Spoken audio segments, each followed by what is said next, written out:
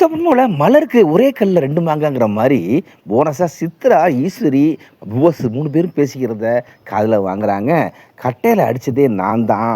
எல்லாத்துக்கும் காரணமே தமிழ் தான் கிடைக்க வேண்டியது அவார்டு இது.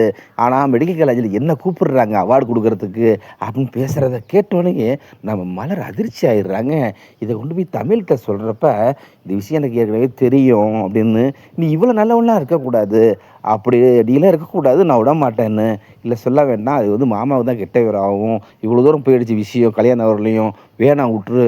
அப்படிங்கிறப்ப அதெல்லாம் விட முடியாதுன்னு மலரே போயி நேரா ராஜாங்கத்திட்ட சொல்லிடுறாரு. ராஜாங்கத்திட்ட சொன்ன வேகத்துக்கு நேரா மெடிக்கல் காலேஜுக்கு கிளம்பி போய் ஃபர்ஸ்ட்டு இந்த அவார்டெல்லாம் நிறுத்துங்க. ஃபர்ஸ்ட்டு என் மருமகளுக்கு தான் அந்த அவார்டே கிடைக்கணும் அப்படின்னு சொல்லிட்டு, நம்ம தமிழுக்கு அவார்டு கிடைக்கிறதுக்குள்ளது அவார்டு கிடைச்ச வேகத்துக்கு அடுத்து கல்யாணத்த நிறுத்துறாங்க. கல்யாணத்த நிறுத்துறாங்கன்னோன என்ன காரணம்னு சொல்றப்ப, இவன் சதிகாரன் அது எப்படி திருந்துவான்? இவன் ஏற்கனவே சதிகாரன் தானே! அப்படி அப்படி சொல்லிட்டு உபாச வெளியில அனுப்பிச்சு விடுறாங்க. ஈஸ்வரி கிளம்பி வெளியில